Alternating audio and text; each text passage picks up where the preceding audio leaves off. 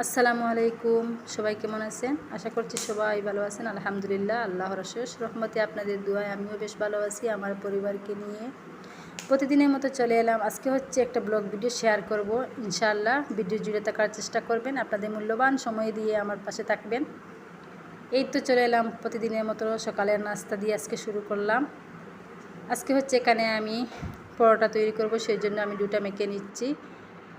তারপরে নাস্তাটা of camera সেরে চলে এলাম আমার বাগানে, সবজি বাগানে। এখানে হচ্ছে শীতকালীন যে সবজি, লাই পাতা, লাই শাক, ডাঁটা শাক, ধনিয়া পাতা, এই সব লাগানোর জন্য আমি জায়গাটা একদম রেডি করে রেখেছি। তো আমি করতে পারি না, এই জন্য পাশের বাড়ি একটা ছেলেকে দিয়েই আমি এই কাজটা করিয়ে রেখেছি, যাতে আমার এই যে বীজটা রোপণ করতে একটু সহজ হয়।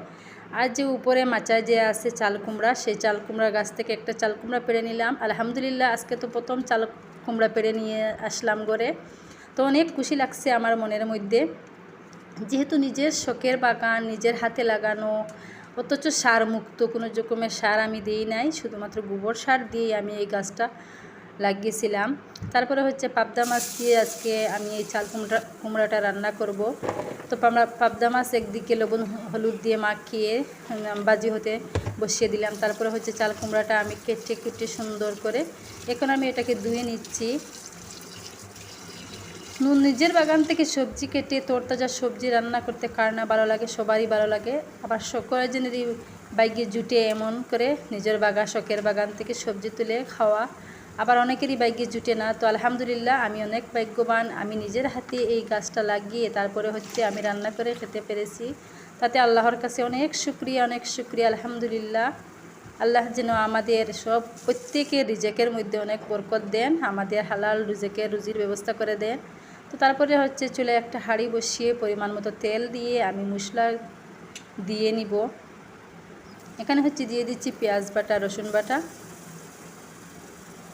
অল্প একটু আদা বাটা দিয়ে দিলাম, আর একটু রসুন কুচি করে দিয়ে দিলাম।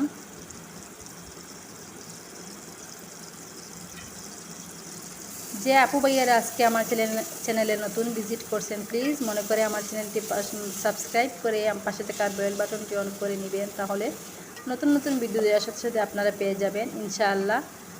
আপনাদের কাছে অনেক ভালো লাগবে আমার ভিডিওগুলো। যদি ভালো লেগে থাকে ফ্রেন্ড ফ্যামিলিদের সাথে শেয়ার করতে কিন্তু ভুলবেন না। অবশ্যই আমার চ্যানেলটি সাবস্ক্রাইব করে এই ছোট্ট বোনটির পাশে থাকবেন, এই ছোট্ট চ্যানেলটিকে একটু সাপোর্ট করবেন। আপনাদের কাছে বিনম্র অনুরোধ করতেছি যে আমার চ্যানেলটিকে একটু সাপোর্ট করবেন। যারা এই কাজটা করে রেখেছেন তাদেরকে তো আন্তরিক শুভেচ্ছা আমার মন থেকে। আপনাদের প্রতি অনেক অনেক দোয়া রইল, সবার জন্য দোয়া করবে। এখানে হচ্ছে আমি মশলাটা একদম কষিয়ে নিচ্ছি, এই যে বাজিয়ে নিচ্ছি। তারপরে দিয়ে দিচ্ছি সামান্য হলুদ, সামান্য লঙ্কার গুঁড়া, তারপরে দিয়ে দিব ধনিয়ার গুঁড়া। একটু পাতলা পাতলা করে রান্না করে নিচ্ছি।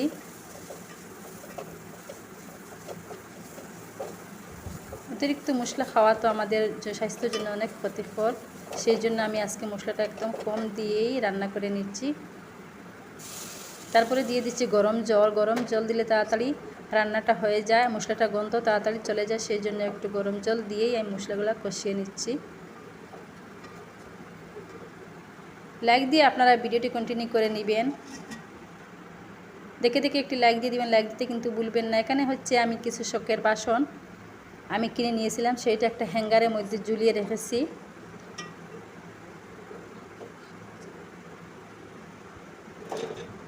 তারপরে দিয়ে দিলাম এই যে কুমড়া। এই চাল কুমড়াটা খেতে না অনেক স্বাদ ছিল, যেহেতু আমার নিজের বাগানের কোনো রকমের সার আমি এখানে দিই নেই, শুধু গোবর সারের মধ্যেই হয়েছে, তাই সেই জন্য অনেক মজা ছিল খেতে। অবশ্যই যারা এইরকম গাছের মধ্যে ফলন করে খান সবজি, তারা দেখলেই অবশ্যই বুঝতে পারবেন নিজের বাগানো, নিজের হাতে লাগানো সবজি খেতে কতটা স্বাদ, বাজার থেকে কিনা সবজি খেতে কতটা স্বাদ সেটাই বুঝতে পারবেন, কতটা পার্থক্য আছে সেটাই আপনারা বুঝতে পারবেন। তারপরে হচ্ছে আমি এখানে কোনো রকম জল দিইনি, সেই জন্য এখানে আমি কিছুক্ষণ ডেকে কুমড়াগুলা কষিয়ে নিচ্ছি। এইভাবে ভালো করে কষিয়ে নিব কিছুক্ষণ। অবশ্যই আমার চ্যানেলটি লাইক কমেন্ট শেয়ার করতে কিন্তু ভুলবেন না। আর দেখে দেখে একটি লাইক দিয়ে দিবেন, লাইক দিতে কিন্তু ভুলবেন না প্লিজ। মনে করে আমার ভিডিওতে একটি লাইক দিবেন। আপনাদের সুন্দর সুন্দর কমেন্টস বক্সে এসে কমেন্ট করে যাবেন। আপনাদের মূল্যবান কথাগুলো শুনে আমার অনেক ভালো লাগে। তারপরে হচ্ছে আমি সামান্য জুল দিয়ে পাবদা মাছ ভাজা দিয়ে দিলাম উপরের মধ্যে। দেখতে যতটা লোভনীয় ছিল মাশাআল্লাহ, আলহামদুলিল্লাহ, খেতে অনেক মজা হয়েছিল। আমরা সবাই অনেক মজা করে খেয়েছি। আজকের ভিডিওটি আপনাদের কাছে কেমন লেগেছে কমেন্ট সেকশনে জানাবেন। আর আমার ছোট্ট বোনটার চ্যানেলটা সাবস্ক্রাইব করে আমার ছোট্ট বোনটার পাশেও থাকবেন। আমার ছোট্ট বোনটার চ্যানেলটার নাম হয়েছে তানজু তুহি। আমার বোনকেও সাপোর্ট করবেন, অবশ্যই অবশ্যই আমাকেও সাপোর্ট করবেন। আমার চ্যানেলটি সাবস্ক্রাইব করে নেবেন, আমার বোনের চ্যানেলটি সাবস্ক্রাইব করে নেবেন। আমরা যদি একে অপরকে একটু সাপোর্ট করি সবার মনের আশা পূর্ণ হবে ইনশাআল্লাহ, একদিন পূর্ণ হবেই। পরিশ্রম আমাদের সাথে বেইমানি করে না, সবসময় পরিশ্রম আমাদের সাথে থাকে। তো আপনারা অবশ্যই আমাদের সাথে থাকবেন।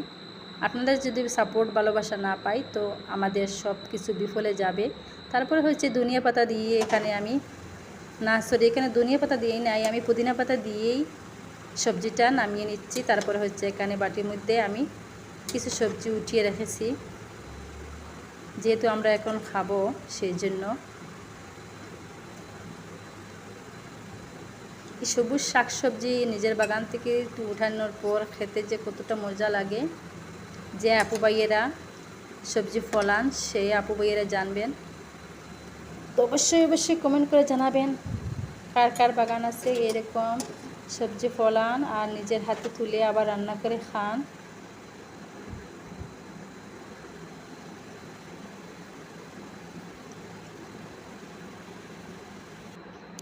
তারপরে চলে এলাম এই যে বারান্দার কাছে। আমরা মধ্যবিত্ত পরিবার হিসেবে সেই জন্য অল্প করে আমাদের শখগুলো পূরণ হয়।